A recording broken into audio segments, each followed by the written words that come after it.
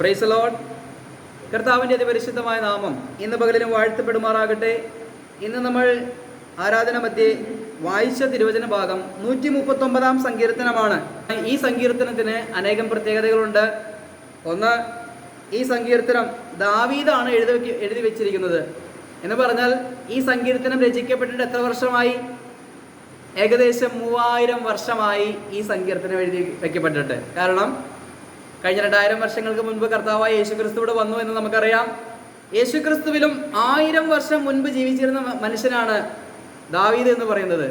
ഇന്നേക്ക് 3000 വർഷങ്ങൾക്ക് മുൻപ് എഴുതി വയ്ക്കപ്പെട്ടിരിക്കുന്ന സങ്കീർത്തനമാണ്.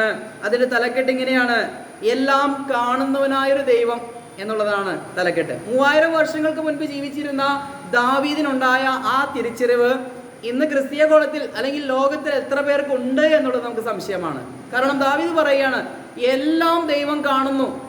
3000 വർഷങ്ങൾക്ക് മുൻപ് എഴുതി വയ്ക്കപ്പെട്ടിരിക്കുക.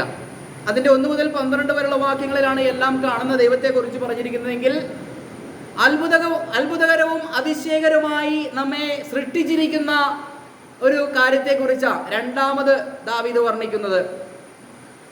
അത്ഭുതകരമായി നമ്മെ സൃഷ്ടിച്ചിരിക്കുക. ഇന്നും മെഡിക്കൽ സയൻസിന് നമ്മുടെ ശരീരത്തിലെ പല കാര്യങ്ങളും അറിയാൻ പാടില്ല. പക്ഷേ 3000 വർഷങ്ങൾക്ക് മുൻപ് ജീവിച്ചിരുന്ന ദാവീദിന് ആത്മാവിൻ്റെ വെളിപ്പാട് ദാവീദിന് കിട്ടുകയാണ്. അങ്ങനെ എല്ലാം കാണുന്നവനായ ദൈവം, അപ്പോൾ തന്നെ എല്ലാം സൃഷ്ടിച്ചവനായ, അത്ഭുതകരമായ എല്ലാം സൃഷ്ടിച്ചവനായ ഒരു ദൈവത്തെ 3000 വർഷങ്ങൾക്ക് മുൻപ് ജീവിച്ചിരുന്ന മനുഷ്യനായ ദാവീദിന് പിടികിട്ടി. തന്നെയുമല്ല, അതിൻ്റെ ഒടുവിൽ അദ്ദേഹം നടത്തുന്ന ഒരു പ്രാർത്ഥനയുണ്ട്. എന്താണ് ആ പ്രാർത്ഥന?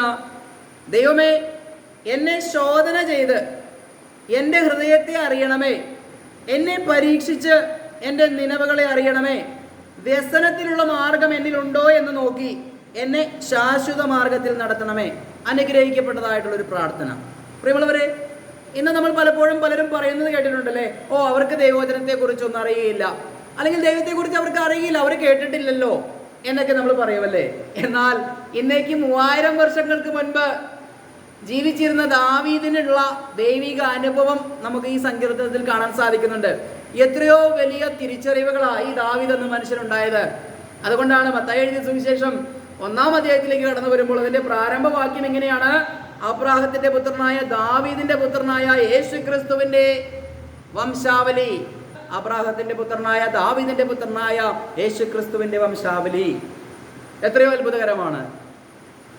ദാവീദിനെ കുറിച്ച് പിന്നെയും കർത്താവ് പറയുകയാണ്, എൻ്റെ ഹൃദയത്തിനിണങ്ങിയ ഒരു മനുഷ്യനെ ഞാൻ ദാവീദിൽ കണ്ടെത്തിയിരിക്കുന്നു. പ്രഥമമായി ആ ദാവീദിൽ തന്നെയാണ് ദൈവത്തിന്റെ ഹൃദയത്തിനിണങ്ങിയ മനുഷ്യനെ കണ്ടത്.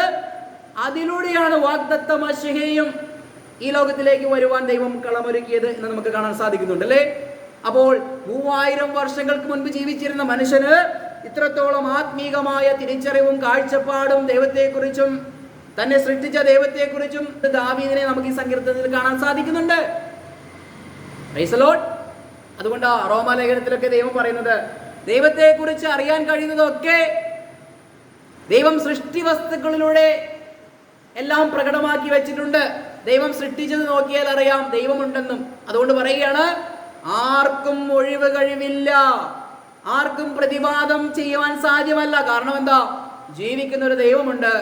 സകല മനുഷ്യരും ആ ദൈവത്തെ തിരിച്ചറിഞ്ഞ് തന്നെ സൃഷ്ടിച്ച സൃഷ്ടാവിനെ ആ വേണ്ട രീതിയിൽ മാനിക്കുകയും ബഹുമാനിക്കുകയും ദൈവത്തിന്റെ കൽപ്പനകൾ അനുസരിക്കുകയും ചെയ്യേണ്ടത് ആവശ്യമാണ്. ആർക്കും അതിൽ നിന്ന് ഒഴിവ് കഴിവില്ല എന്നുള്ളത് നമുക്ക് മനസ്സിലാക്കാൻ സാധിക്കും. അങ്ങനെ സവിസ്തരം ബൈബിളിൽ പറയുന്നുണ്ട്, ദൈവത്തിന്റെ മുൻപിൽ ആർക്കും ഒഴിവ് കഴിവില്ല.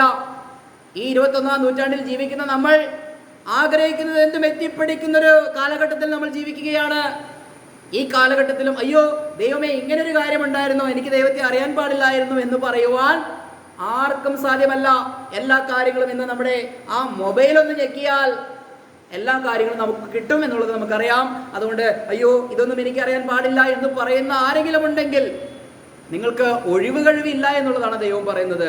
ഇതാ 3000 വർഷങ്ങൾക്ക് മുൻപ് ജീവിച്ചിരുന്ന മനുഷ്യന്റെ ആ എഴുതി വയ്ക്കപ്പെട്ട ഒരു സങ്കീർത്തനം, ആത്മാവിൽ എഴുതി വയ്ക്കപ്പെട്ട സങ്കീർത്തനം, ഇത് മറ്റുള്ള മനുഷ്യരും മനസ്സിലാക്കുവാനും അല്ലെങ്കിൽ ദാവീദിന് കിട്ടിയ ഇതേ തിരിച്ചറിവ് മറ്റുള്ളവർക്കും ഉണ്ടാകുവാനും വേണ്ടി മറ്റനേകം കാര്യങ്ങൾ മനസ്സിലാക്കുവാനും ഈ സങ്കീർത്തനം ഈ തിരുവചനത്തിൽ രേഖപ്പെടുത്തി വെച്ചിരിക്കുക.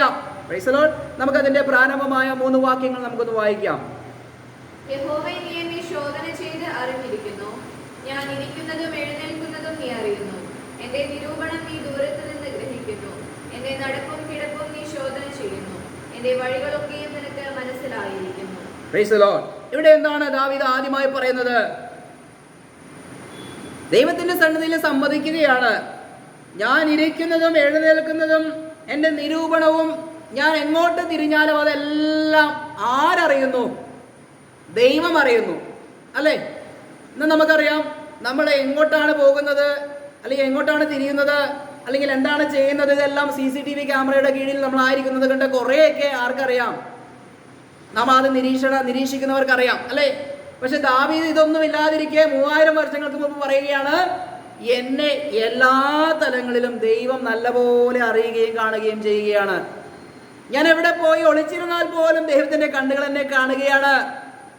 അപ്പോൾ ദൈവം എല്ലാം കാണുന്നൊരു ദൈവമാണ് താൻ വിളിച്ചപേക്ഷിക്കുന്ന ദൈവം എന്നുള്ള ഉത്തമ ബോധ്യമാണ് ഈ ദാവീദിന്റെ ജീവിതത്തിൽ പല പരിവർത്തനങ്ങളും ഉണ്ടാക്കിയത്, അല്ലേ?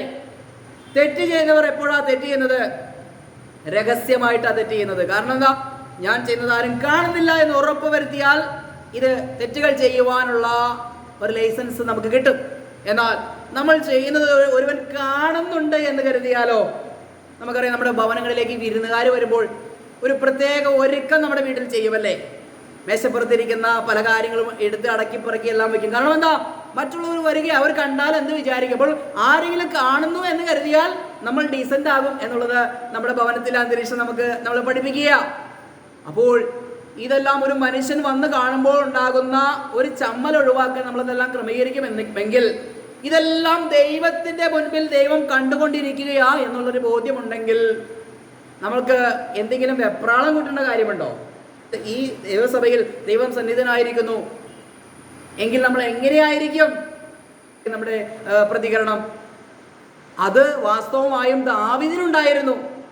അതുകൊണ്ടാണ് ദാവീദ് തന്നെയും തൻ്റെ ജീവിതാനുഭവങ്ങളെയും ദൈവത്തെയും കുറിച്ച് ഇങ്ങനെ പറഞ്ഞുകൊണ്ട് തന്നെ ശോധന ചെയ്യുന്ന ഒരു സങ്കീർത്തനമാക്കി അവസാന വാക്യങ്ങളിൽ രേഖപ്പെടുത്തി വെച്ചിരിക്കുന്നത്. Price the Lord. ഇവിടെ പറയുകയാണ്, ദൈവമെല്ലാം കാണുകയാ. ദൈവവചനത്തിൽ പലയിടങ്ങളിൽ കാണാം. ജെറമ്യ പ്രവാചകന്റെ പുസ്തകം നമുക്കൊന്ന് എടുത്തു വയ്ക്കാം. ജെറമ്യ പ്രവാചകന്റെ പുസ്തകം 11-ാം അധ്യായത്തിന്റെ 20-ാം വാക്യം നമുക്കൊന്ന് വായിക്കാം. നീതിയോടെ ന്യായം വിധിക്കുകയും അന്തരംഗവും ഹൃദയവും ശോധന കഴിക്കുകയും ചെയ്യുന്ന സൈന്യങ്ങളുടെ യഹോവേ, നീ അവരോട് ചെയ്യുന്ന. Price the Lord. മതി, ആ വാക്ക് മാത്രം കിട്ടാൻ വേണ്ടിയിട്ടാണ്. അന്തരംഗവും ഹൃദയവും ശോധന കഴിക്കുന്ന ഒരു ദൈവമാണ് നമ്മുടെ ദൈവം. മറ്റൊരു സ്കാനിങ്ങിനും അല്ലെങ്കിൽ മറ്റൊരു രശ്മി കിരണങ്ങൾക്കും നമ്മുടെ ഹൃദയത്തിൻ്റെ ചിന്തകളെ എന്താണ് നമ്മൾ ഹൃദയത്തിൽ ചിന്തിച്ചത് എന്ന് പൂർണ്ണമായി മനസ്സിലാക്കാൻ സാധിക്കില്ല. പക്ഷേ ഇവിടെ ജെറമ്യ പറയുകയാണ്, അന്തരംഗവും ഹൃദയവും ദൈവം കൃത്യമായി ശോധന കഴിക്കുന്നൊരു ദൈവമാണ്. 16-ന്റെ 17-ാം വാക്യം വായിക്കാം. എന്റെ ദൃഷ്ടി അവരുടെ എല്ലാ വഴികളുടെയും മേൽ വെച്ചിരിക്കുന്നു. എന്റെ ദൃഷ്ടി അവരുടെ എല്ലാ വഴികളിലും മേലും വെച്ചിരിക്കുന്നു എന്ന് ദൈവം പറയുകയാ. 23-ന്റെ 24-ാം വാക്യം കൂടി ഒന്ന് വായിക്കാം. ഞാൻ കാണാതെ വണ്ണം ആർക്കെങ്കിലും മറയിൽ ഒളിപ്പാൻ കഴിയുമോ എന്ന് യഹോവയുടെ അരുളപ്പാട്. Price the Lord. ദൈവം ചോദിക്കുകയാണ്, ഞാൻ കാണാതെ വണ്ണം ആർക്കെങ്കിലും എവിടെയെങ്കിലും പോയി ഒളിച്ചിരിക്കാൻ കഴിയുമോ? അനേകം വാക്യങ്ങളുണ്ട്. സങ്കീർത്തനം 33-ന്റെ 13 മുതൽ 15 വരെയുള്ള വാക്യങ്ങൾ എന്നിത്യാദി വാക്യങ്ങളൊക്കെയും നിരവധി വാക്യങ്ങൾ വായിക്കുമ്പോൾ നമുക്കറിയാവുന്ന കാര്യം തന്നെയാണ്, ദൈവമെല്ലാം കാണുന്നു. ദൈവമെല്ലാം കാണുന്നു എന്ന് പറയുമ്പോൾ അതിനൊരു പുതുമയുണ്ടെന്ന് എനിക്ക് തോന്നുന്നില്ല. കാരണം നമുക്ക് എല്ലാവർക്കും അറിയാം ദൈവമെല്ലാം കാണുന്നൊരു ദൈവമാണ്, അല്ലേ? അപ്പോൾ ഞാൻ ഇത്രയും നേരം പ്രസംഗിച്ചത് പല കാര്യങ്ങളും തിയോളജിക്കലായിട്ടുള്ള അറിവാണ്. എല്ലാം കാണുന്ന ഒരു ദൈവം, അല്ലേ? അതൊരു അറിവാണ്, ഒരു തിയോളജിക്കൽ ഒരു ടേംസ് ആണത്. എല്ലാം അറിയുന്ന ഒരു ദൈവം, അല്ലേ? ഒരു തിയോളജിക്കൽ ഒരു ഇൻട്രസ്റ്റിന് വേണ്ടി എല്ലാം കാണുന്ന ഒരു ദൈവത്തെക്കുറിച്ച് വേണമെങ്കിൽ കുറേ വാക്യങ്ങൾ നിരത്തി വെച്ച് നമുക്കിങ്ങനെ പ്രസംഗിക്കാം. അത് തിയോളജിയാണ്. പക്ഷേ എല്ലാം കാണുന്നൊരു ദൈവത്തെ നമ്മുടെ ജീവിതത്തിൽ അനുഭവവേദ്യമാകുമ്പോഴാണ് എല്ലാം കാണുന്ന ദൈവം നമ്മുടെ ജീവിതത്തിൽ എന്താണ് ചെയ്യുന്നത് എന്ന് മനസ്സിലാക്കുമ്പോഴാണ് നമുക്കത് കൂടുതൽ അനുഗ്രഹമായി തീരുന്നത്, അല്ലേ? ശരിയല്ലേ? ഒരു വിഷയത്തെക്കുറിച്ചുള്ള അറിവല്ല നമുക്ക് എന്തെങ്കിലും കാര്യങ്ങൾ പ്രൊവൈഡ് ചെയ്യുന്നത്, മറിച്ച് ആ അറിവും അതോടൊപ്പമുള്ള ആ അനുഭവവും ഒത്തുചേരുമ്പോഴാണ് ദൈവത്തിൻ്റെ ആ കാഴ്ചയെക്കുറിച്ച്, അല്ലെങ്കിൽ ദൈവം എല്ലാം കാണുന്നൊരു ദൈവം, ഈ ദൈവം എല്ലാം കാണുന്നത് കൊണ്ട് എനിക്ക് എന്താണ് പ്രയോജനം എന്ന് മനസ്സിലാക്കാൻ കഴിയുന്നത്. Price the Lord. നമുക്ക് ഉൽപ്പത്തി പുസ്തകത്തിലേക്ക് വരുമ്പോൾ വായിക്കേണ്ട, അവിടെ സൃഷ്ടിപ്പിനെ കുറിച്ചാണ് പറയുന്നത് 1-ാം അധ്യായത്തിൽ, അല്ലെ? ദൈവം എല്ലാം സൃഷ്ടിച്ചതിന് ശേഷം പറയുകയാണ്, അത് നല്ലതെന്ന് ദൈവം കണ്ടു. അത് നല്ലതെന്ന് ദൈവം കണ്ടു, അല്ലേ? ഒന്നുമില്ലായ്മയിൽ നിന്നും എല്ലാം സൃഷ്ടിച്ച ദൈവം താൻ സൃഷ്ടിച്ച എല്ലാ വസ്തുക്കളെയും സൃഷ്ടിച്ചതിന് ശേഷം പറയുകയാണ്, അത് നല്ലതെന്ന് കണ്ടു, അത് നല്ലതെന്ന് കണ്ടു, നല്ലതെന്ന് കണ്ടു. അത് നല്ലതായി കണ്ടത് കൊണ്ടാണ് ദൈവം നല്ലതെന്ന് പറഞ്ഞത്. എന്നാൽ ഉൽപ്പത്തി പുസ്തകത്തിലേക്ക് ഒന്ന് കടന്നു വരാം. 6-ാം അധ്യായത്തിന്റെ 5-ാം വാക്യത്തിലേക്ക് ഒന്ന് കടന്നു വരാം. ഈ നല്ലതിനെ കാണുമ്പോൾ ദൈവം നല്ലത് എന്ന് പറയുമ്പോൾ തന്നെ മോശമായത് കണ്ടാലും ദൈവം എന്താ പറയും? അത് മോശമാണ് എന്ന് തന്നെ പറയും. നമുക്ക് വായിക്കാം ഉൽപ്പത്തി പുസ്തകം 6-ാം അധ്യായത്തിന്റെ 5-ാം വാക്യം. ഭൂമിയിൽ മനുഷ്യന്റെ ദുഷ്ടത വലിയതെന്നും അവന്റെ ഹൃദയ വിചാരങ്ങളുടെ നിരൂപണമൊക്കെയും എല്ലായ്പ്പോഴും ദോഷമുള്ളതത്രയെന്നും യഹോവ കണ്ടു. Price the Lord. യഹോവ കർത്താവ് ഒരു കാര്യം കാണുകയാ. എന്താണ് കാണുന്നത്? മനുഷ്യന്റെ ചിന്തകളും വിചാരങ്ങളും ഒക്കെയും ഏത് നേരം നോക്കിയാലും ദോഷമുള്ളതാണ്, ദോഷത്തിലേക്ക് ചായ്ഞ്ഞിരിക്കുന്നതാണ് എന്ന് ദൈവം കണ്ടു. അത് കണ്ടത് ദൈവം കൃത്യമായി പറയുകയും ചെയ്തു. 6:12 തത്തുല്യമായിട്ടുള്ള വാക്യങ്ങളാണ് രേഖപ്പെടുത്തി വെച്ചിരിക്കുന്നത്. അപ്പോൾ എല്ലാ സൃഷ്ടിപ്പിനെ നോക്കിയപ്പോൾ നല്ലതെന്ന് കണ്ടു.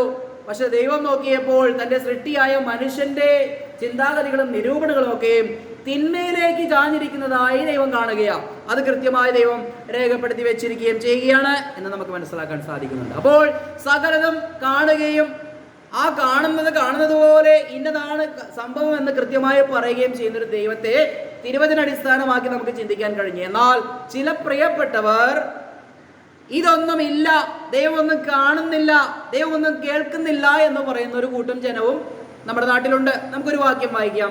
യെശയ്യാ പ്രവാചകന്റെ പുസ്തകം 29-ാം അധ്യായത്തിന്റെ 15-ാം വാക്യം നമുക്കൊന്ന് വായിക്കാം. തങ്ങളുടെ ആലോചനയെ യഹോവയ്ക്ക് അഗാധമായി മറച്ചു വെക്കുവാൻ നോക്കുകയും തങ്ങളുടെ പ്രവൃത്തികളെ അന്ധകാരത്തിൽ ചെയ്യുകയും ഞങ്ങളെ ആർ കാണുന്നു, ഞങ്ങളെ ആർ അറിയുന്നു എന്ന് പറയുകയും ചെയ്യുന്നവർക്ക് അയ്യോ കഷ്ടം. Price the Lord. അങ്ങനെ പറയുന്ന ചിലരുണ്ട്. ദൈവത്തെ മറച്ചു വെച്ച് നമുക്ക് ചില കാര്യങ്ങളൊക്കെ ചെയ്യാം. ഇരുട്ടിലും മറയിലും നിന്നുകൊണ്ട് ചില കാര്യങ്ങളൊക്കെ നമുക്ക് സംഘടിപ്പിക്കാം. ഇത് ദൈവം കാണുകയില്ല എന്ന് പറഞ്ഞുകൊണ്ട് കുറ്റകൃത്യങ്ങൾ ചെയ്യുമ്പോൾ അവിടെ ദൈവം പറയുകയാണ്, അയ്യോ അങ്ങനെ പറയുന്നവർക്ക് അയ്യോ കഷ്ടം. Price the Lord. അപ്പോൾ നമ്മൾ നേരത്തെ ചിന്തിച്ചത് എല്ലാം കാണുന്ന ഒരു ദൈവത്തെ കുറിച്ചാണെങ്കിൽ ഇവിടെ ചിലർ പറയുകയാണ് ഇതൊന്നും ദൈവം കാണുന്നില്ല. മലാക്കി പ്രവാചകന്റെ പുസ്തകത്തിലേക്കും കൂടി ഒന്ന് കടന്നു വരാം. മലാക്കി പ്രവാചകന്റെ പുസ്തകം 3-ാം അധ്യായം അതിന്റെ 13 മുതൽ 15 വരെയുള്ള വാക്യങ്ങൾ. നിങ്ങളുടെ വാക്കുകൾ എന്റെ നേരെ അതികഠിനമായിരിക്കുന്നു എന്ന് യഹോവ അരുളി ചെയ്യുന്നു. എന്നാൽ ഞങ്ങൾ നിന്റെ നേരെ എന്ത് സംസാരിക്കുന്നു എന്ന് ചോദിക്കുന്നു. യഹോവയ്ക്ക് ശുശ്രൂഷ ചെയ്യുന്നത് വ്യർത്ഥം. ഞങ്ങൾ അവന്റെ കാര്യം നോക്കുന്നതിനാലും സൈന്യങ്ങളുടെ യഹോവയുടെ മുമ്പാകെ കരുപ്പെടുത്ത് നടന്നതിനാലും എന്ത് പ്രയോജനമുള്ളൂ? ആകയാൽ ഞങ്ങൾ അഹങ്കാരികളെ ഭാഗ്യവാന്മാർ എന്ന് പറയുന്നു. പ്രവർത്തിക്കാർ അഭ്യുദയം പ്രാപിക്കുന്നു. ദൈവത്തെ പരീക്ഷിക്കുന്നവർ ശിക്ഷ ഒഴിഞ്ഞു പോകുന്നു എന്ന് നിങ്ങൾ പറയുന്നു. Price the Lord. അവിടുത്തെ മലാക്കി പ്രവാചകന്റെ കാലത്ത് ജീവിച്ചിരുന്ന മനുഷ്യർ പറയുകയാണ്, ദൈവത്തിന്റെ മുൻപാകെ ഇങ്ങനെ വിശുദ്ധന്മാരൊക്കെ ആയിട്ട് നടന്നിട്ട് എന്ത് പ്രയോജനം? ദുഷ്ടന്മാരാണ് ഭാഗ്യവാന്മാര്. അല്ലെങ്കിൽ ദൈവം ഇതൊന്നും കാണുന്നില്ല, ശ്രദ്ധിക്കുന്നില്ല, അങ്ങനെയുള്ളൊരു പരിപാടിയൊന്നും ഇല്ല എന്ന് പറഞ്ഞ് ദൈവത്തെ അസഹ്യപ്പെടുത്തുന്ന ചില വാക്കുകളെ കുറിച്ച് അവിടെ പറയുന്നത്, അല്ലേ? ഇന്ന് നമ്മുടെ സമൂഹത്തിൽ നോക്കിക്കഴിഞ്ഞാൽ എന്താണ് കാണുന്നത്? ദൈവത്തെ ഇങ്ങനെ തന്നെയാ പല വ്യക്തികളും കാണുന്നത്. അപ്പോൾ ദൈവം പറയുകയാണ്, വാക്കുകൾ കൊണ്ട് അവർ എന്നെ അസഹ്യപ്പെടുത്തുകയാ. അപ്പോൾ ദൈവത്തിന് വളരെ അസഹ്യമായിട്ടുള്ളൊരു വാക്കാണ് ദൈവം ഒന്നും കാണുന്നില്ല, അല്ലെ? നമ്മൾ പറയില്ലേ, ഇപ്പൊ നീതിയോട് ജീവിച്ചിട്ടൊന്നും കാര്യമില്ല, ദുഷ്ടന്മാർക്ക് വെച്ചടി കയറ്റമാ. നമ്മളെപ്പോഴും പറയില്ലേ, ദുഷ്ടനെ ദൈവം പന പോലെ വളർത്തുകയാ എന്നൊക്കെ ഇങ്ങനെ പറയും, അല്ലേ? നീതി സത്യവും നീതിയൊന്നും കൊണ്ടു നടന്നിട്ട് ഇന്നത്തെ കാലത്ത് കാര്യമില്ല എന്ന് ആരെങ്കിലും ഇന്നും വിശ്വാസ ജീവിതത്തിൽ ഇരുന്നു കൊണ്ട് പറയുന്നുണ്ടെങ്കിൽ ഒരു കാര്യം ചിന്തിച്ചു കൊള്ളുക. ദൈവത്തിന്റെ വചനത്തിൽ വ്യക്തമായി പറയുകയാ, അവർ വാക്കുകൾ കൊണ്ട് എന്നെ അസഹ്യപ്പെടുത്തുന്നു. അപ്പോൾ ദൈവം അങ്ങനെ ഒരു ദൈവമാണോ? ഈ ലോകത്തിൽ എന്ത് നടന്നാലും എല്ലാം കണ്ണടച്ച് അങ്ങോട്ട് മാറിപ്പോകുന്ന ഒരു ദൈവമാണോ നമ്മുടെ ദൈവമല്ല. കൃത്യമായി അതിനെ ശോധന ചെയ്യുകയും, അല്ലെ, ദാവീദ് സങ്കീർത്തനത്തിൽ പറഞ്ഞതുപോലെ, ഞാൻ ഇരിക്കുന്നതും എഴുന്നേൽക്കുന്നതും കിടക്കുന്നതും ഉറങ്ങുന്നതും എവിടെ പോയി ഒളിച്ചാലും അവിടെ എല്ലാം ദൈവം എന്നെ കാണുന്നുണ്ട് എന്നുള്ള ബോധ്യം ദാവീദിനുണ്ടായിരുന്നു. പക്ഷെ ഇന്നത്തെ തലമുറയ്ക്ക് അല്ലെങ്കിൽ ഇന്നത്തെ ആധുനിക കാലഘട്ടത്തിൽ ജീവിക്കുന്ന പല മനുഷ്യർക്കും അങ്ങനെ ഒരു ചിന്തയില്ല. മലാക്കി പ്രവാചകന്റെ പുസ്തകത്തിൽ ആ കാലഘട്ടത്തിലും ആ മനുഷ്യർ വാക്കുകൾ കൊണ്ട് ദൈവത്തെ അസഹ്യപ്പെടുത്തി എന്ന് പറയുകയാണ്. അവരെന്ത് വാക്കുകളാണ് പറഞ്ഞത്? ഓ, ദൈവം ഇതിനൊന്നും പ്രത്യേകിച്ചൊന്നും ചെയ്യാൻ പോകുന്നില്ല, നമുക്ക് ഇഷ്ടം പോലെ എന്തെങ്കിലും ചെയ്യാം, ദുഷ്ടന്മാരാണ് ഏറ്റവും ഭാഗ്യവാന്മാർ എന്ന് പറയുന്ന ഒരു സ്റ്റേജിലേക്ക് വരികയാ. നമ്മുടെ നാവിൽ നിന്നും ഒരിക്കലും അങ്ങനെയുള്ള വാക്കുകൾ പുറപ്പെടരുത് എന്നുള്ളത് ദൈവത്തിന്റെ വചനത്തിൽ നമുക്ക് മനസ്സിലാക്കാൻ സാധിക്കുക. ഞാൻ പറഞ്ഞല്ലോ, കുറെ തിയോളജി പ്രസംഗിച്ചിട്ട് പ്രത്യേകിച്ച് കാര്യമൊന്നുമില്ല. എന്നാൽ അനുഭവഭേദ്യമാകുന്ന ദൈവത്തിന്റെ കാഴ്ചകളെ കുറിച്ച് നമുക്ക് 2-3 വ്യക്തി ജീവിതങ്ങളിലൂടെ നമുക്കൊന്ന് ചിന്തിക്കാം. ഉൽപ്പത്തി പുസ്തകം 16-ാം അധ്യായത്തിന്റെ 13-ാം വാക്യം നമുക്കവിടെ ഹാഗാർ എന്ന് പറയുന്ന ഒരു വ്യക്തി ജീവിതത്തെ കാണുന്നുണ്ട്. നമ്മുടെ ജീവിതത്തോടുള്ള ബന്ധത്തിൽ, അല്ലെങ്കിൽ എന്നെ കേട്ടുകൊണ്ടിരിക്കുന്ന പ്രിയപ്പെട്ടവരുടെ ജീവിതത്തോടുള്ള ബന്ധത്തിൽ ദൈവമെല്ലാം കാണുന്നു എന്ന് പറയുമ്പോൾ എന്തിനാണ് ദൈവം കണ്ടിട്ട് എനിക്കെന്താണ് പ്രയോജനം, അല്ലെങ്കിൽ ആ ദൈവത്തെ എൻ്റെ ജീവിത അനുഭവത്തിൽ എങ്ങനെ ദൈവം ആയിരിക്കുന്നു എന്നുള്ളത് മനസ്സിലാക്കണമെങ്കിൽ ഉൽപ്പത്തി പുസ്തകം 16-ന്റെ 13-ാം വാക്യം നമുക്കൊന്ന് വായിക്കാം. എന്നാലേ അവൾ എന്നെ കാണുന്നവനെ ഞാൻ ഇവിടെയും കണ്ടുപോ എന്ന് പറഞ്ഞ് തന്നോട് അരുളി ചെയ്ത യഹോവയ്ക്ക് ദൈവമേ നീ എന്നെ കാണുന്നു എന്ന് പേർ വിളിച്ചു. Price the Lord. എൽറോയ് എന്ന് പറഞ്ഞുകൊണ്ട് ഈ ഹാഗാർ ദൈവത്തെ സ്തുതിക്കുകയാണ്. എന്താണ് സന്ദർഭവും പശ്ചാത്തലവും എന്ന് നമുക്കറിയാം. അബ്രഹാത്തിന്റെ വീട്ടിൽ നിന്നും അല്ലെങ്കിൽ സാറയിൽ നിന്നുമെല്ലാം ആട്ടി മാറ്റപ്പെട്ട് അവർ പുറന്തള്ളപ്പെട്ടൊരവസ്ഥയിൽ നിൽക്കുമ്പോഴാണ് ദൈവം അവളെ കാണുകയാണ്. Price the Lord. ഇന്ന് നമുക്ക് ചുറ്റും സമൂഹത്തിലേക്കൊന്ന് കണ്ണോടിക്കുമ്പോൾ ഒരുപക്ഷെ നമ്മളെല്ലാം വളരെ നല്ല ജീവിത അന്തരീക്ഷത്തിലും സമൂഹത്തിലും ജീവിക്കുന്നവരാണ്. ഇത് പറഞ്ഞാൽ എത്രത്തോളം നമുക്ക് ഉൾക്കൊള്ളുമെന്ന് നമുക്കറിയുകയില്ല. എന്നാൽ എന്നെ കേൾക്കുന്ന അനേകർ യൂട്യൂബിലുണ്ട്. എന്നാൽ അവിടെ ഇരിക്കുന്ന പ്രിയപ്പെട്ടവർ ഇത് കേൾക്കുമ്പോൾ ഇതേപോലുള്ള ഹാഗാറിനെ പോലെയുള്ള ജീവിതാനുഭവത്തിലൂടെ കടന്നു പോകുന്ന അനേകരെ നമുക്ക് കാണാൻ സാധിക്കുന്നുണ്ട്. എന്ന് പറഞ്ഞാൽ സ്വന്തം ഭവനത്തിൽ നിന്നും ആട്ടി ഓടിക്കപ്പെട്ടവർ, ഉറ്റവരും ഉടയവരും തള്ളിക്കളഞ്ഞവർ, ആരുമില്ലാതെ ഒറ്റപ്പെട്ട് നടക്കുന്നവർ, ഹാഗാറിനെ പോലെ വെള്ളമില്ല, ഭക്ഷണമില്ല, അഭയമില്ല, ഭവനമില്ല, ഭർത്താവില്ല, ബന്ധുമിത്രാദികളില്ല, ഇങ്ങനെ ആരുമില്ലാതിരിക്കുന്ന ഒരു ഹാഗാറിനെ ലോകത്തുള്ളൊരു മനുഷ്യനും കാണാതിരിക്കുമ്പോൾ, അല്ലെങ്കിൽ സാക്ഷാൽ അബ്രാഹവും സാറയും കാണാതിരിക്കുമ്പോൾ അവിടെ ഇവളെ തേടി കർത്താവിന്റെ കരങ്ങൾ അല്ലെങ്കിൽ കർത്താവിന്റെ കണ്ണുകൾ വരികയാണ്. ഹല്ലേലൂയ. ആ ഹാഗാറിന്റെ അടുക്കിലേക്ക് വന്നതാരാ? സകലതും കാണുന്നവനായ നമ്മുടെ ദൈവമാണ് ഇറങ്ങി വന്നിരിക്കുന്നത്. അപ്പോൾ അവൾ ദൈവത്തിനൊരു പേര് കൊടുത്തു, എൽറോയ് എന്നാണ് ആ വാക്കിന്റെ അർത്ഥം, കാണുന്നവനായ ഒരു ദൈവം. Price the Lord. പഴയ നിയമ കാലഘട്ടത്തെ പരിശോധിക്കുമ്പോൾ തങ്ങളുടേതായ ജീവിതാനുഭവത്തിൽ ഇടപെട്ട ദൈവത്തെ അവർ ഓരോരോ പേരുകളിട്ട് വിളിച്ചു, അല്ലേ? ഇങ്ങനെ എൽറോയ്, എൽസദായി എന്നൊക്കെ പറഞ്ഞിട്ട് ഇങ്ങനെ പല പേരുകളിൽ ദൈവത്തെ വിളിച്ച് അഭിസംബോധന ചെയ്തു. എന്ന് പറഞ്ഞാൽ എന്താ? അവരുടെ ജീവിത അനുഭവത്തിൽ അവർക്ക് ദൈവം എന്തായിരുന്നുവോ ആ പേരാണ് ദൈവത്തെ ഇട്ടുകൊടുത്തത്. കാരണം എന്താ? ഹഗാറിന്റെ ജീവിതത്തിൽ തന്നെ കാണുവാൻ ആരുമില്ല, തനിക്ക് അഭയം നൽകുവാൻ ആരുമില്ല, താൻ ഒറ്റപ്പെട്ടൊരവസ്ഥയിൽ ഇരിക്കുകയാ, തനിക്ക് പോകാൻ ഒരിടവുമില്ല. അവിടെയാണ് ദൈവം അവൾക്ക് എല്ലാം ആയിത്തീരുന്നത്. അവിടെയാണ് അവളെ ദൈവം കാണുന്നത്. അതുകൊണ്ടാണ് എന്നെ കാണുന്നവനായൊരു ദൈവം എന്ന് പറഞ്ഞുകൊണ്ട് ഹാഗാർ പറയുകയാണ്. എന്നെ കേൾക്കുന്ന പ്രിയപ്പെട്ടവരെ, ഈ ഹാഗാറിന്റെ ജീവിതാനുഭവത്തിലൂടെ കടന്നു പോകുന്ന അനേകരുണ്ടെങ്കിൽ, ആരെങ്കിലും എന്നെ കേൾക്കുന്ന ഇങ്ങനെയുള്ള വ്യക്തി ജീവിതാനുഭവത്തിലൂടെ കടന്നു പോകുന്നുവെങ്കിൽ മനുഷ്യൻ ഒരു പക്ഷേ നിങ്ങളെ കാണണമെന്നില്ല, എന്നാൽ ദൈവം നിങ്ങളെ കാണുന്നു എന്നുള്ളതിനുള്ള ഉത്തമ തെളിവാണ്, ഉദാഹരണമാണ് ഉൽപ്പത്തി 16-ന്റെ 13-ൽ കാണുന്ന ഹാഗാറിനെ. Praise the lord. ഹല്ലേലൂയ. ആര് കണ്ടില്ലെങ്കിലും ദൈവം നമ്മെ കാണുമെന്നുള്ള ആ പ്രത്യാശയിൽ ജീവിക്കുവാൻ ദൈവം നമുക്ക് ഓരോരുത്തർക്കും കൃപ നൽകട്ടെ. Price the Lord. അടുത്തത് ഉൽപ്പത്തി പുസ്തകം 31-ാം അധ്യായത്തിന്റെ 42-ാം വാക്യത്തിലേക്ക് വരുമ്പോൾ ഒരു ലാബാനെയും യാക്കോബനെയും അവിടെ കാണാം.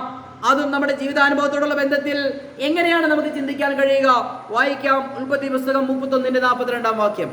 എന്റെ പിതാവിന്റെ ദൈവമായി അബ്രഹാമിന്റെ ദൈവവും ഇസ്ഹാക്കിന്റെ ഭയവുമായവൻ എനിക്ക് ഇല്ലാതിരുന്നുവെങ്കിൽ നീ ഇപ്പോൾ എന്നെ വെറുതെ അയച്ചു കളയുമായിരുന്നു.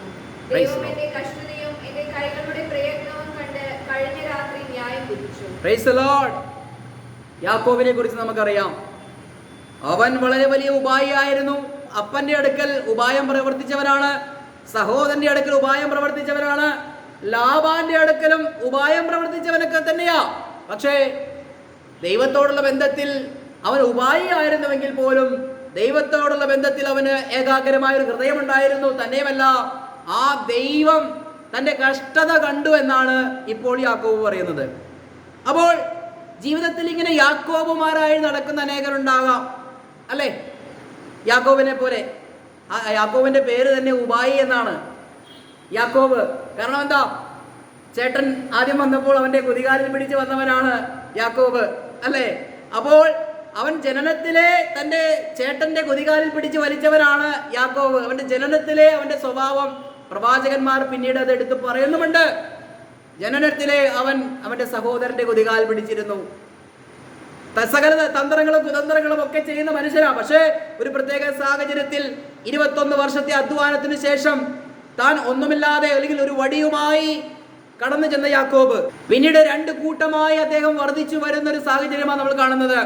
അവിടെ പറയുകയാണ്, എൻ്റെ കഷ്ടതയും എൻ്റെ അധ്വാനവും ദൈവം കണ്ടുവെന്ന്. 10-21 വർഷം കഴിഞ്ഞപ്പോൾ ദൈവവുമായിട്ടുള്ളൊരു ബന്ധത്തിൽ ഊഷ്മളമായ ഒരു ബന്ധം യാക്കോബിനുണ്ടാകുവാനിടയായിത്തീരുന്നു. അപ്പോൾ ഇതാ യാക്കോബിന്റെ കൂടെ തന്റെ ഭാര്യയും മക്കളും അടങ്ങുന്ന ഒരു കൂട്ടം, വലിയൊരു കൂട്ടം തന്നോടൊപ്പമുണ്ട്. അപ്പോൾ ഇതാ ആ സാഹചര്യത്തിൽ ലാബാൻ എന്ന് പറയുന്ന മനുഷ്യൻ ഇവനെ ആക്രമിക്കാൻ വരികയാ, അല്ലെങ്കിൽ അവനെ നശിപ്പിക്കുവാനായിട്ടാണ് കോപാക്രാന്തനായി വരികയാ. ആ സാഹചര്യത്തിൽ ദൈവം ഈ ലാബാനോട് ഇടപെടുകയാ. എൻ്റെ ദാസനായ യാക്കോബിനോട് ഗുണമെങ്കിലും ദോഷമെങ്കിലും നീ ഒന്നും ചെയ്യരുത് എന്ന് ഈ ലാബാനോട് പറയുകയാ. ഇങ്ങനെ ഒരു യാക്കോബിനെ ദൈവം കാണുകയാ, അല്ലെ? എന്തെന്ന് പറഞ്ഞു കഴിഞ്ഞാൽ യാക്കോബിനെ കുറിച്ച് ദൈവത്തിന് നല്ലൊരു ഉദ്ദേശമുണ്ടായിരുന്നു, അല്ലെ? ക്രിസ്തുവിന്റെ രക്തത്താൽ കഴുകൽ പ്രാപിച്ച് വിളിക്കപ്പെട്ട നമ്മെക്കുറിച്ചും ദൈവത്തിനൊരു ഉദ്ദേശമുണ്ട്. യാക്കോബിന്റെ ജീവിതത്തിൽ അനേകം കാര്യങ്ങൾ നമുക്ക് പഠിക്കുവാനുണ്ട്, അല്ലെ? അവൻ ദൈവത്തെ വിളിച്ചത് അവന്റെ നേട്ടങ്ങൾക്ക് വേണ്ടി ആയിരുന്നു എന്നുള്ളത് പ്രാരംഭ സ്റ്റേജുകളിൽ നമുക്ക് കാണാൻ കഴിയും. യാക്കോബ് ദൈവത്തോട് പറയുക, ഞാൻ പോകുന്ന വഴിയിൽ നീ എന്നോട് കൂടെ ഇരുന്നാൽ എനിക്ക് കിട്ടുന്നതിന്റെ 10-1 ദശാംശമായി നിനക്ക് തരാം. അപ്പോൾ ഇവൻ നിലകൊണ്ടത് ദൈവത്തിന് വേണ്ടിയോ തനിക്ക് വേണ്ടിയോ? വിശ്വാസ ജീവിതത്തിന്റെ തുടക്കത്തിൽ യാക്കോബ് നിലകൊണ്ടത് അവന്റെ വ്യക്തിപരമായ താല്പര്യങ്ങൾ നിലനിർത്തുവാൻ വേണ്ടിയാണ്, അല്ലെങ്കിൽ അതിനു വേണ്ടിയിട്ടാണ് അവൻ അധ്വാനിച്ചത്. കാരണം ഞാൻ പോകുന്ന വഴിയിലൊക്കെ എന്നെ അനുഗ്രഹിച്ചാൽ എനിക്ക് കിട്ടുന്നതിലൊക്കെയും 10-1 തരാം. ദൈവത്തോട് ഡിമാൻഡ് ചെയ്യുന്ന ഒരു യാക്കോബിനെ നമുക്ക് കാണുന്നുണ്ടല്ലേ.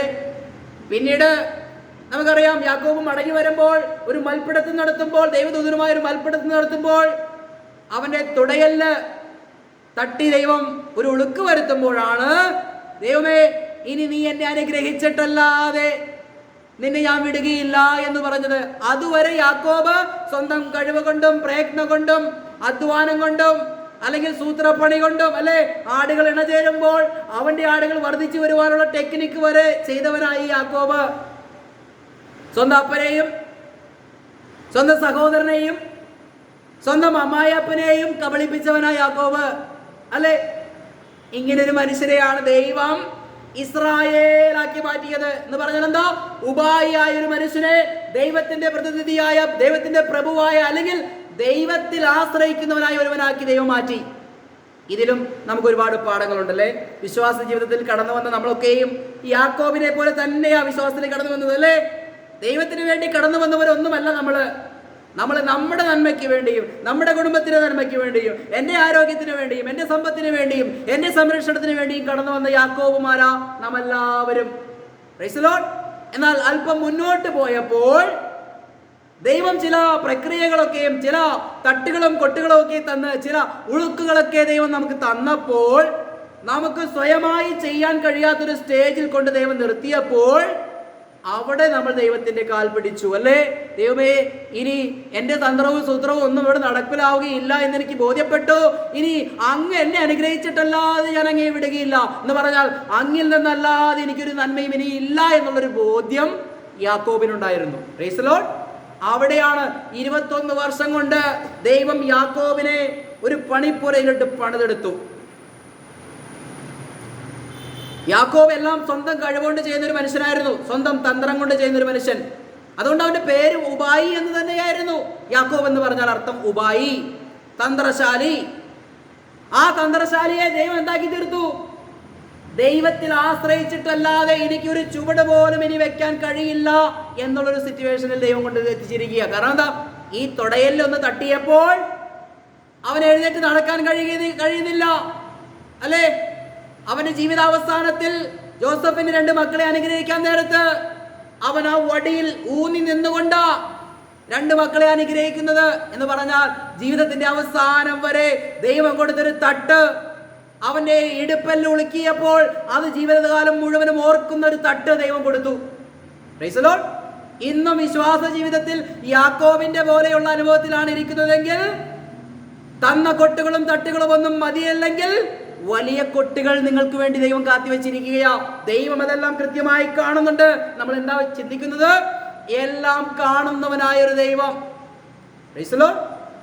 ഈ യാക്കോബിന്റെ ഈ ഉളുക്കുണ്ടല്ലോ, അവന്റെ ജീവിതാനുഭവം, അവൻ മരിക്കുന്നത് വരെ ആ വടി ഊന്നിപ്പിടിച്ച് നിൽക്കണമെങ്കിൽ ദൈവത്തിന്റെ ദൂതൻ ഒരു തട്ട് കൊടുത്തത് അന്നും ആ മരണത്തിന്റെ അനുഭവം വരെ അവന് ഓർമ്മയിരിക്കുന്ന ഒരു അനുഭവമായി ദൈവം കൊടുത്തു. അപ്പോൾ തല്ലി നന്നാവുന്നതാണോ നല്ലത്? തല്ലാതെ നന്നാവുന്നതാണോ നല്ലത്? അല്ലെങ്കിൽ തല്ലിയിട്ടേ നന്നാവുമെന്ന് കരുതിയാൽ ദൈവം ഒരു തല്ല് തരും. അത് ജീവിതാവസാനം വരെ ഓർമ്മിക്കുന്നൊരു പ്രഹരമായിരിക്കും. അത് പല നിലകളിലായിരിക്കും. ഒന്നെങ്കിൽ ശാരീരിക പീഡയായിരിക്കാം, അല്ലെങ്കിൽ ഭാര്യയിൽ നിന്നുള്ള പ്രശ്നമായിരിക്കാം, ഭർത്താവിൽ നിന്നുള്ള പ്രശ്നമായിരിക്കാം, മക്കളിൽ നിന്നുള്ള പ്രശ്നമായിരിക്കാം. ഇത് ജീവിതകാലം മുഴുവനും ഒരു ഉളുക്കായി നടന്നുകൊണ്ട് ദൈവത്തെ അങ്ങനെ അറിയുകയുള്ളൂ എങ്കിൽ ദൈവം അങ്ങനെ ചെയ്യുകയുള്ളൂ. യാക്കോബിന്റെ ജീവിതത്തിൽ നമുക്ക് പഠിച്ചു കഴിഞ്ഞാൽ നമുക്ക് മനസ്സിലാക്കാൻ സാധിക്കുന്നുണ്ട്. ഇവിടെ തല്ലോ ഉളുക്കോ ചതവോ ഒടിവോ ഒന്നും പറ്റാതെ ദൈവസന്നിധിയിൽ നല്ല രീതിയിൽ ഇരുന്ന് കഴിഞ്ഞാൽ വളരെ നല്ലതാ. നമുക്കറിയാം, ദാവീദ് സങ്കീർത്തനത്തിൽ പറയുന്നുണ്ട്, ദൈവമേ എൻ്റെ ഒടിച്ച അസ്ഥികളെ അങ്ങ് സൗഖ്യമാക്കണമേ. ദാവീദിന്റെ അസ്ഥികളൊന്നും ഒടിഞ്ഞതായി നമുക്ക് കാണാൻ കഴിയുന്നില്ല. പക്ഷേ ദാവീദ് പറയുക, എൻ്റെ ഒടിഞ്ഞ അസ്ഥികളെ കർത്താവ് സൗഖ്യമാക്കണം. ഇതിനൊരു അർത്ഥമുണ്ട്. ഞാനിങ്ങനെ അത് പറയുകയാണ്. എന്ന് പറഞ്ഞാൽ, ഒരു ഇടയൻ തൻ്റെ ആടുകളെ മേയിച്ചു കൊണ്ടുപോകുമ്പോൾ അനുസരണം കെട്ട ഒരു ആടുണ്ടെങ്കിൽ എന്ത് ചെയ്യുന്നറിയാമോ? അതിനെ പിടിച്ചൊരു കാലിനൊരു അടി അടിക്കും. ആ കാലൊടിക്കും. ആടിന്റെ കാല് ഇടയനൊടിച്ചിടും. എന്നിട്ട് ഈ ആടിന്റെ കാല് ശരിക്കും ഒന്ന് വെച്ച് കെട്ടും ഇടയൻ. ഈ ആടിന് നടക്കാൻ കഴിയില്ല. എപ്പോഴും ഈ ആട് ഈ ഇടയന്റെ കൂടെ ഇങ്ങനെ പതിയെ പതിയെ നടക്കും. കാരണം എന്താ? ഇടയൻ വല്ലതും കൊടുത്താൽ അതിന് തിന്നാൻ കിട്ടും, ഇടയൻ വല്ലതും കൊടുത്താൽ അതിന് കുടിക്കാൻ കിട്ടും. തന്നെയുമല്ല, തിന്നാനും കുടിക്കാനും കൊടുക്കുമ്പോൾ അതിന്റെ തലയിലേക്ക് പോയി ഒന്ന് തലോടി മറ്റുള്ള 100 ആടുകളിൽ കൂടുതലായി ഇതിനെ സ്നേഹിച്ചും പരിപാലിച്ചും വരുമ്പോൾ ഈ ആടിന് മറ്റുള്ള എല്ലാ ആടുകളെക്കാളും സ്നേഹം ഈ ഇടയനോടുണ്ടാകും. മനസ്സിലായോ? അത് ദൈവത്തിന്റെ ജനമായ ഇസ്രായേലിൽ ഈ ആടുകളെ മേയ്ക്കുന്നവർ ചെയ്യുന്നൊരു പ്രവൃത്തിയാണ്. അനുസരണം കെട്ട ആടിന്റെ കാല് ഇടയനൊടിച്ചിടും. എന്നിട്ട് അതിനെ 10-15-20 ദിവസം കൊണ്ട് ഇതിനെ ട്രീറ്റ്മെന്റ് ചെയ്ത് എല്ലാം പൂർണ്ണസ്ഥിതിയിലാക്കുമ്പോൾ പിന്നെ ഈ ഇടയന്റെ അടുത്ത് നിന്ന് അത് പോവുകയില്ല, അനുസരണക്കേട് കാണിക്കുകയില്ല. ഈ ഇടയന്റെ ഒരു ഉത്തമ ആടായി അത് തീർന്നിരിക്കും. അതുകൊണ്ടാണ് ദാവീദ് പറഞ്ഞത്. ദാവീദിന് കാര്യം പിടികിട്ടി. ദാവീദിന്റെ ജീവിതത്തിൽ അല്ലെ ബത്ശബയോടുള്ള ബന്ധത്തിൽ ചെയ്ത ഒരു പാപം, ആ സമയത്ത് അങ്ങനെയുള്ള സന്ദർഭങ്ങളിലൊക്കെ ദാവീദിന്റെ എല്ല് ദൈവം ഓടിച്ചു എന്ന് പറഞ്ഞാൽ എന്താ? അവന് സ്വസ്ഥതയില്ലാത്ത ജീവിതാനുഭവം ദൈവം കൊടുത്തു. എന്നിട്ടെന്താ? ആ അവസ്ഥയിലൊക്കെയും ദൈവം അവനെ പരിചരിക്കുകയായിരുന്നു. ആ മുറിവ് വെച്ച് കെട്ടുകയായിരുന്നു. ആ ഇടയനും ദൈവവും ദാവീദും തമ്മിലുള്ള വലിയ ഊഷ്മളമായ ഒരു ബന്ധത്തിലേക്ക് നയിക്കുകയായിരുന്നു. അങ്ങനെ ദാവീദിനെ പണിതെടുത്തപ്പോഴാണ് എൻ്റെ ഹൃദയത്തിനിണങ്ങിയ ഒരു മനുഷ്യനെ ഞാൻ ദാവീദിൽ കണ്ടിരിക്കുന്നു എന്ന് ദൈവം പറയുവാൻ തക്കവണ്ണം ഇടയായി തീർന്നത്. കാര്യം പിടി കിട്ടിയോ? ഇന്ന് നമ്മൾ അബ്രാഹാം, ഇസ്ഹാക്ക്, യാക്കോബ് എന്ന് പറയുമ്പോൾ അവരെല്ലാം പരിപൂർണ വിശുദ്ധന്മാരാണ് എന്ന് നമുക്കറിയാം. അപ്പോൾ തന്നെ അവരുടെ പഴയ ജീവിത അനുഭവങ്ങളിൽ ഇങ്ങനെയുള്ള സ്പെഷ്യലി യാക്കോബിന്റെ ജീവിതത്തിൽ വളരെ തന്ത്രങ്ങളും കുതന്ത്രങ്ങളും ഒക്കെ പയറ്റി തെളിഞ്ഞൊരു മനുഷ്യനാ. അല്ലെ, ദൈവം തന്നെ പറഞ്ഞല്ലോ, നീ ദൈവത്തോടും മനുഷ്യനോടും പടപൊരുതി ജയിച്ചിരിക്കുന്നു. നമുക്കറിയാം, അവൻ മാനുഷികമായ നിലയിൽ നിന്നുകൊണ്ട് എല്ലാ തന്ത്രങ്ങളും പയറ്റി സമ്പന്നനായി എന്ന് നമുക്ക് കാണാൻ സാധിക്കുന്നുണ്ട്. അപ്പോൾ തന്നെ ഇവിടെ ഇതാ അവൻ ദൈവത്തിന്റെ മുൻപിലും ജയിച്ചു. ഈ ദൈവത്തിന്റെ മുൻപിൽ എങ്ങനെയാ ജയിച്ചത്? ദൈവമേ, ഇനി എന്നെ അങ്ങ് അനുഗ്രഹിച്ചിട്ടല്ലാതെ എനിക്കൊരു ചുവട് വയ്ക്കാൻ കഴിയില്ല എന്ന് വന്നു കഴിഞ്ഞപ്പോഴാ അവൻ ദൈവത്തിന്റെ സന്നിധിയിലും ജയിച്ചവനായി തീർന്നത്. നമ്മളും ദൈവത്തിന്റെ സന്നിധിയിൽ ജയിച്ചവനായി തീരണമോ? ദൈവമേ, പൗലോസ് പറയുന്നത് പോലെ, ഞാൻ എന്തായിരിക്കുന്നുവോ അത് ദൈവത്തിന്റെ കൃപയാലാകുന്നു എന്ന് പറയുന്നൊരു സ്റ്റേജ് ഉണ്ടല്ലോ. ചിലരൊക്കെ പറയുന്നത് കേട്ടിട്ടില്ലേ? ഞാൻ ഇത്ര വർഷം ഇന്ന സ്ഥലത്ത് പോയി അധ്വാനിച്ച് കഷ്ടപ്പെട്ടു ഇതൊക്കെ ഉണ്ടാക്കി എന്ന് പറയുന്നുണ്ടല്ലേ. അവിടെയൊന്നും നമ്മൾ ദൈവത്തിന്റെ സന്നിധിയിൽ ജയിച്ചവരല്ല, തോറ്റവർ തന്നെയാ. പക്ഷേ ഇത് ദൈവത്തിന്റെ കൃപയാൽ ഇന്ന് ഞാൻ ആയിരിക്കുന്ന അവസ്ഥയിൽ ആയിരിക്കുന്നു. ഒരു വടിയുമായി ഞാൻ ഈ പ്രദേശത്ത് നിന്ന് മറ്റൊരു പ്രദേശത്തേക്ക് പോയവനാ. മടങ്ങി വന്നപ്പോൾ 2 കൂട്ടമായി ഞാൻ വർദ്ധിച്ചിരിക്കുന്നു. അത് ദൈവം എനിക്ക് തന്നിരിക്കുന്നു എന്ന് പറയുവാൻ തക്കവണ്ണം ഒരു മനസ്സുണ്ടെങ്കിൽ മാത്രമാണ് ദൈവത്തിന്റെ സന്നിധിയിൽ അംഗീകരിക്കപ്പെട്ട ജയിച്ചവരായി നിൽക്കുവാൻ നമുക്ക് സാധിക്കുകയുള്ളൂ. Price the Lord. ഈ യാക്കോബിന്റെ ജീവിതത്തെയും ദൈവം കണ്ടു എന്ന് ഇവിടെ നമുക്ക് കാണാൻ സാധിക്കുന്നുണ്ട് അല്ലേ. ആ ദൈവത്തിൻ്റെ ആ ദർശനം അല്ലെങ്കിൽ ആ ജീവിതത്തോടുള്ള ബന്ധത്തിൽ എത്രയോ മോശപ്പെട്ട ഒരു വ്യക്തിയെ ദൈവം എത്രയോ നല്ലൊരു വ്യക്തിയാക്കി മാറ്റിയ ഒരു ജീവിതാനുഭവം നമുക്ക് യാക്കോബിന്റെ ജീവിതത്തിൽ കാണാം. അത് ദൈവം കണ്ടതുകൊണ്ടാണ്, അല്ലെങ്കിൽ ദൈവത്തിന്റെ കണ്ണുകൾ അവിടെയും എത്തുന്നു എന്ന് നമുക്ക് മനസ്സിലാക്കാൻ സാധിക്കും. ഇങ്ങനെ യാക്കോബുമാർ ആരെങ്കിലും എന്നെ കേൾക്കുന്നുണ്ടെങ്കിൽ ഉറപ്പിച്ചുകൊള്ളുക, ദൈവം ഇതുപോലെ ഇടപെടുമ്പോൾ നമ്മൾ യഥാർത്ഥത്തിൽ ദൈവത്തിന്റെ ഇസ്രായേലായി തീരുവാനിടയായിത്തീരും. Praise the lord. നമുക്കൊരു വചനഭാഗം കൂടി ഇന്ന് വായിക്കാം. പുറപ്പാട് പുസ്തകം 3-ാം അധ്യായത്തിന്റെ 7-ാം വാക്യം. യഹോവ അരുളി ചെയ്തത്, മിസ്രയീമിലുള്ള എന്റെ ജനത്തിന്റെ കഷ്ടത ഞാൻ കണ്ടു. ഒഴിയ വിചാരകന്മാർ നിമിത്തമുള്ള അവരുടെ നിലവിളിയും കേട്ടു. Price the Lord. അവരുടെ സങ്കടങ്ങൾ അറിയുന്നു. ഇവിടെ ദൈവം പറയുകയാണ്, ഞാൻ അവരുടെ കഷ്ടത കണ്ടു, ഞാൻ അവരുടെ കഷ്ടത ഞാൻ കേട്ടു, അവരുടെ നിലവിളി ഞാൻ കേട്ടു എന്ന് പറയുന്ന ഒരു ദൈവത്തെ കാണുകയാണ്. ഇത് ഒരു സമൂഹമായിട്ടുള്ള ഇസ്രായേൽ ജനം അടിമത്തത്തിൽ കിടക്കുകയാ. ആ സന്ദർഭത്തിൽ ഇവരുടെ അടിമത്തവും കഷ്ടതയും പ്രയാസവും ഒക്കെ ദൈവം കാണുകയാ. Price the Lord. നമുക്ക് അറിയാം, ഞാൻ പറഞ്ഞല്ലോ, ഇത് നമ്മുടെ ജീവിതത്തിൽ അനുഭവവേദ്യമാകുമ്പോഴാണ്, ഈ ദൈവവചനം ഇന്ന് നമ്മുടെ ജീവിതത്തിൽ എങ്ങനെയാണ് പ്രവർത്തിക്കുന്നത് എന്ന് നമ്മൾ മനസ്സിലാക്കുമ്പോഴാണ് അതിൻ്റെ കാര്യമിരിക്കുന്നത് അല്ലേ. ഇവിടെ ഇതാ ഏത് സമയവും കഷ്ടതയും പ്രയാസവും ആയിരിക്കുന്ന ഒരു ജനമാണ് നമ്മളെങ്കിൽ, അല്ലെങ്കിൽ നമുക്കറിയാം ചില കുടുംബത്തിൽ നമ്മുടെ സഭയിൽ തന്നെ ഉണ്ടല്ലോ, കഷ്ടതയും പ്രയാസവും പട്ടിണിയുമാണ്, ഭവനങ്ങളില്ലാത്ത അവസ്ഥകളുണ്ട്. അപ്പോൾ അവരിൽ പലരും ചിലപ്പോഴെങ്കിലും എന്നോടും പങ്കുവച്ചിട്ടുണ്ട്, ദൈവം എന്തുകൊണ്ടാണ് ഇത്ര കഷ്ടത എനിക്ക് വരുത്തിയത്? ഞാനൊരു തെറ്റും ചെയ്തിട്ടില്ലല്ലോ, എന്നിട്ടും ദൈവം എൻ്റെ ജീവിതത്തിൽ കഷ്ടത വരുത്തുന്നു. ഞാൻ പറയും, നിങ്ങൾ അങ്ങനെ ഒരിക്കലും ദൈവസന്നിധിയിൽ ഞാനൊരു തെറ്റും ചെയ്യാതെ ദൈവം എന്നെ എന്തുകൊണ്ട് ഇങ്ങനെ ചെയ്യുന്നു എന്ന് പറയരുത് എന്ന് ഞാൻ പലപ്പോഴും ഞാൻ അവരോട് പറഞ്ഞിട്ടുണ്ട്. എങ്കിലും ആ വാക്കുകൾ പിന്നെയും ആവർത്തിക്കുന്ന ഒരു സ്റ്റേജാണ് നമ്മൾ കണ്ടിട്ടുള്ളത്. പ്രിയമുള്ളവരെ, ഇവിടെ ഒരു സമൂഹമായി ദൈവത്തിൻ്റെ സന്നിധിയിൽ ഈ ജനം നിലവിളിക്കുകയാണ് തങ്ങളുടെ കഷ്ടതയുടെ നടുവിൽ. ആ കഷ്ടതയുടെ നടുവിൽ കരഞ്ഞപ്പോൾ ഒരു 400 വർഷം കഴിഞ്ഞു, അല്ലെ 430 വർഷം കഴിഞ്ഞു, ദൈവം അവരുടെ കഷ്ടത കാണുകയാണ്. അപ്പോൾ നമുക്ക് ചിന്തിക്കാം, ഇന്ന് നാം കഷ്ടപ്പെടുന്നുവെങ്കിൽ നാളെ തന്നെ നമുക്കൊരു വിടുതൽ വേണമെന്ന നമ്മുടെ ആഗ്രഹം. പക്ഷെ ദൈവത്തിനറിയാം അവന്റെ കഷ്ടതയിൽ എപ്പോഴാണ് വിടുതൽ കൊടുക്കേണ്ടത്. ഈ അല്പമായിട്ടുള്ള അവിശ്വസ്തത കാണിക്കുമ്പോൾ ആ കഷ്ടതയിൽ നിന്നൊരു വിടുതൽ കൊടുക്കുവാൻ ദൈവത്തിന് അല്പം ബുദ്ധിമുട്ടുണ്ട്. കാര്യം മനസ്സിലായോ? ഇത് ദൈവത്തിന്റെ ഒരു പരീക്ഷയാണ് എന്ന് വേണമെങ്കിൽ പറയാം. സങ്കീർത്തനത്തിൽ നമ്മൾ വായിച്ചുവല്ലോ, എന്നെ പരീക്ഷിച്ച് ദൈവമേ എന്നെ ശോധന ചെയ്ത് എൻ്റെ ഹൃദയത്തെ അറിയണമേ, എന്നെ പരീക്ഷിച്ച് എൻ്റെ നിലവുകളെ അറിയണമേ, വ്യസനത്തിനുള്ള മാർഗം എന്നിലുണ്ടോ എന്ന് നോക്കി ശാശ്വതമായ മാർഗത്തിൽ എന്നെ നടത്തണമേ. Price the Lord. ദൈവം നമ്മെ പരീക്ഷിച്ചറിയണം. അല്ലെങ്കിൽ പരീക്ഷിക്കുമ്പോൾ നമ്മൾ പാസ്സായില്ല എങ്കിലോ? അബ്രാഹത്തെ ദൈവം പരീക്ഷിച്ചത് എങ്ങനെയെന്നാൽ, ആ ടെസ്റ്റിൽ അബ്രാഹാം വിജയിച്ചു. ആ വിജയിച്ചപ്പോൾ എന്ത് സംഭവിച്ചു? അവന് കൊടുക്കുവാനുള്ള വാഗ്ദത്തവും അനുഗ്രഹങ്ങളും ദൈവം അവിടെ കൊടുത്തു. അവന് കൊടുക്കാനുള്ള വാഗ്ദത്ത സന്തതിയെ കൊടുത്തു. അപ്പോൾ അബ്രാഹാം ഒരു 10-25 വർഷക്കാലം വാഗ്ദത്തം കേട്ടിട്ടും തന്റെ പുത്രനായി കാത്തിരിക്കേണ്ടി വന്നു. ഒരു കാത്തിരിപ്പ് അവർക്കൊണ്ട് അവരുടെ ജീവിതത്തിലുണ്ട്. ഇങ്ങനെ ഇതാ 400 വർഷം നിലവിളിച്ച് ജനത്തിന്റെ ആശ്വാസത്തിന് വേണ്ടി ദൈവത്തിന്റെ കണ്ണുകൾ അവരെ കാണുകയാ, അവിടെ ശബ്ദം കേൾക്കുകയാ. ഒരു 430 വർഷമെടുത്തു. എല്ലാം പോട്ടെ, ഏദൻ തോട്ടത്തിൽ ആ സ്ത്രീയുടെ സന്തതി എന്ന് പറഞ്ഞ ഒരു പ്രവചനം, യേശു ക്രിസ്തുവിനെ കുറിച്ചുള്ള പ്രവചനം, അത് നിവർത്തീകരിക്കപ്പെടുവാൻ 4000 വർഷമെടുത്തു.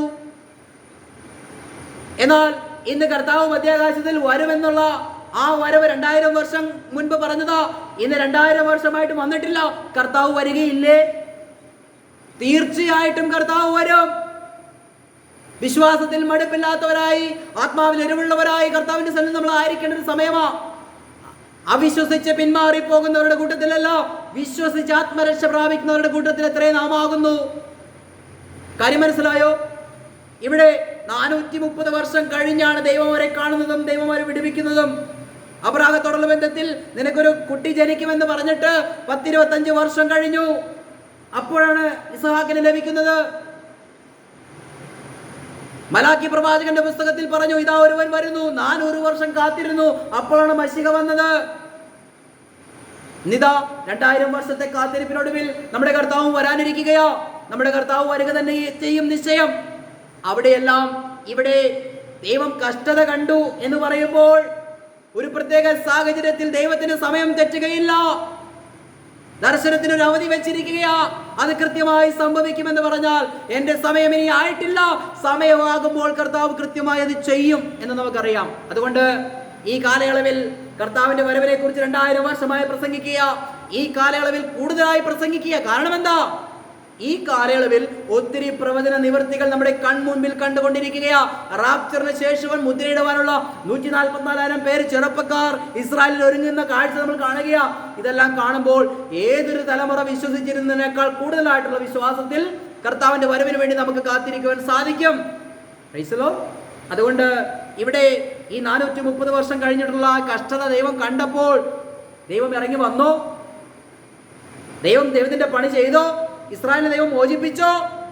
അപ്പോൾ ദൈവം ചരിത്രത്തെ നമ്മൾ പഠിക്കുമ്പോൾ ദൈവം ഒരു കാര്യം പറഞ്ഞിട്ടുണ്ടെങ്കിൽ, അതിനുവേണ്ടി ഇറങ്ങി വന്നിട്ടുണ്ടെങ്കിൽ അത് ദൈവം നിവർത്തിച്ചിട്ടുണ്ട് എങ്കിൽ കർത്താവിന്റെ മധ്യാകാശ വരവിന് വേണ്ടി കാത്തിരിക്കുന്ന നമുക്കും ആ പ്രത്യാശയിലിരിക്കുന്ന നമുക്കും പ്രത്യാശയ്ക്ക് ഭംഗം വരുമോ? ഒരിക്കലുമില്ല.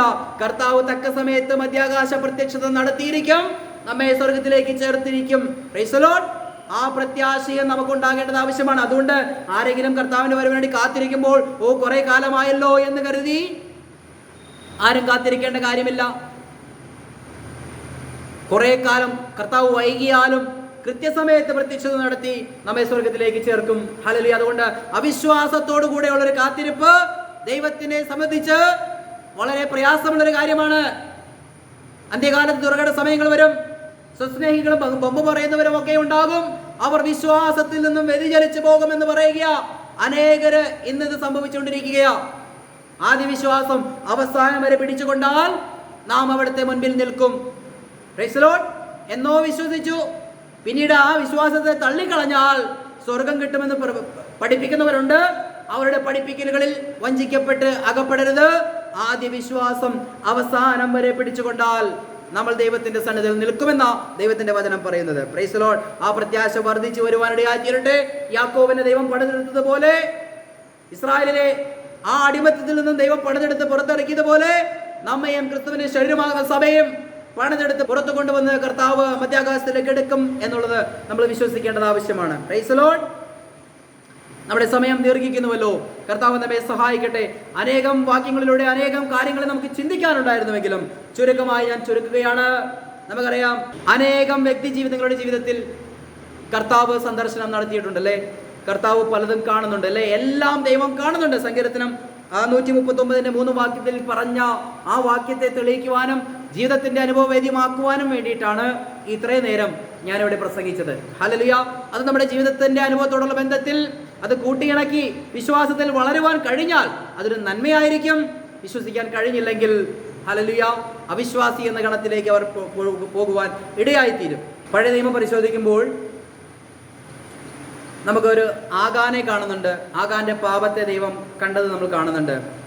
ഒരു ഗിദെയോനെ ദൈവം കണ്ടത് നമുക്കറിയാം. അപ്പോൾ തന്നെ ഏലിയാബിനെ കണ്ടത് നമുക്കറിയാം. ദാവീദിനെ കണ്ടത് നമുക്കറിയാം അല്ലെ. നിരവധിയായ കാഴ്ചകൾ ദൈവം ഇങ്ങനെ കണ്ടുകൊണ്ടിരിക്കുക. ദൈവം കാണുമ്പോൾ ഇടപെടുന്നത് ആ വ്യക്തി ജീവിതത്തെ അല്ലെങ്കിൽ ആ വ്യക്തിയുടെ ആത്മീക ജീവിത നിലവാരം അനുസരിച്ചായിരിക്കും ദൈവം അവരോട് ഇടപെടുന്നത്. നമുക്കറിയാം. ഒരു ചരിത്ര സംഭവം കൂടി ഓർപ്പിച്ചുകൊണ്ട് ഞാൻ നിർത്തുകയാണ്. കാരണം സമയം ദീർഘിക്കുകയാണല്ലോ. ദാവീദിന്റെ ഒരു ചേട്ടനാണ് ഏലിയാബ്. ശമൂവേലിനോട് ദൈവം പറഞ്ഞു, നീ കൊമ്പിൽ തൈലവുമായി ഇശായിയുടെ ഒരു മകനെ അഭിഷേകം ചെയ്യാൻ പോകാൻ പറഞ്ഞു അല്ലേ. അപ്പോൾ അദ്ദേഹം ഇശായിയുടെ വീട്ടിലേക്ക് ചെന്നു, കാര്യങ്ങൾ പറഞ്ഞു. അപ്പോൾ ഏലിയാബ് എന്ന് പറയുന്ന ഒരു മനുഷ്യൻ മുന്നോട്ട് കടന്നു വരികയാണ്. അപ്പോൾ സാമുവേൽ പറയുക, ഇവനാണ് ദൈവത്തിന്റെ അഭിഷിക്തൻ എന്നിങ്ങനെ മനസ്സിൽ ചിന്തിക്കുക. അപ്പോൾ ദൈവം പറയുക, സാമുവേലേ, ഏലിയാബിന്റെ പൊക്കമോ വണ്ണമോ ഉയരമോ അവന്റെ മുഖഭംഗിയോ ഒന്നും നീ നോക്കണ്ട. ഞാൻ അവനെ നേരത്തെ തള്ളിക്കളഞ്ഞതാ, അവനെ ഞാൻ കൈവിട്ടതാ. കാരണം എന്താ? എല്ലാം കാണുന്ന ഒരു ദൈവമുണ്ട്. എന്നാൽ പ്രവാചകനായ ന്യായാധിപരായ ശമൂവേൽ കാണുന്നത് പോലെയല്ല ദൈവം കണ്ടത്. മനുഷ്യൻ പുറമേയുള്ളത് കാണുന്നു അല്ലെ. ശമൂവേൽ നോക്കിയപ്പോൾ രാജാവാകാൻ പറ്റിയ ഒരു അപ്പിയറൻസ് ഉള്ളൊരു മനുഷ്യൻ, ഏതാണ്ട് 6 അടി പൊക്കവും അതിനൊത്ത തടിയും അതിനൊത്ത സൗന്ദര്യവും, കണ്ടു കഴിഞ്ഞാൽ ഒരു രാജാവിനെ പോലെ ഇരുന്നൊരു മനുഷ്യനാ. ശമൂവേൽ പോലും തെറ്റിദ്ധരിക്കപ്പെട്ടു. ഇവനായിരിക്കും ദൈവത്തിൻ്റെ അഭിഷിക്തൻ. പക്ഷെ കർത്താവ് എന്താ പറഞ്ഞത്? മനുഷ്യൻ പുറമേയുള്ളത് നോക്കുന്നു, ഞാനോ ഹൃദയങ്ങളെ ശോധന ചെയ്യുന്നു. ഒരു മനുഷ്യന്റെ ഹൃദയത്തിലെ താല്പര്യമാ ദൈവം ശോധന ചെയ്യുന്നത്. അവൻ എന്തിനു വേണ്ടി ദൈവത്തിന്റെ വേല ചെയ്യുന്നു? അവൻ എന്തിനു വേണ്ടി സംസാരിക്കുന്നു? അവൻ പറയുന്ന ഓരോ വാക്കുകൾ പോലും ഹൃദയത്തിന്റെ, അല്ലെങ്കിൽ നമുക്ക് വെളിപ്പാട് പുസ്തകത്തിൽ അറിയാമല്ലോ, 1:14 2:23 കണ്ടു കഴിഞ്ഞാൽ അറിയാം, അഗ്നിജ്വാലയ്ക്കൊത്ത കണ്ണുള്ളവനാണ് നമ്മുടെ കർത്താവ്. തന്നെയുമല്ല, ഹൃദയങ്ങളെയും ഉൾപ്പുകളെയും കൃത്യമായി ആരാഞ്ഞറിയുന്നവനാണ് നമ്മുടെ ദൈവം. ഇവിടെ ഇതാ ഏലിയാബ് എന്ന് പറയുന്ന മനുഷ്യനെ ലോകത്തിന്റെ കണ്ണിൽ അവരൊരു രാജാവിനോളം വരുന്ന, അല്ലെങ്കിൽ ഒരു അപ്പിയറൻസ് ഉള്ള ഒരു മനുഷ്യനായിരുന്നുവെങ്കിൽ ദൈവത്തിന്റെ മുൻപിൽ അവനെ തള്ളപ്പെട്ടവനായിരുന്നു എന്ന് നമുക്ക് മനസ്സിലാക്കാൻ സാധിക്കും. ദാവീദിന്റെ തിരഞ്ഞെടുപ്പിനെ കുറിച്ച് നമുക്കറിയാം. ഇത് ദാവീദ് എഴുതിയ സങ്കീർത്തനമാണല്ലോ. ഈ 7 ചേട്ടനനിയന്മാരെയും അല്ലെങ്കിൽ 7 ചേട്ടന്മാരെയും വിളിച്ചു കൊണ്ടുവന്നു.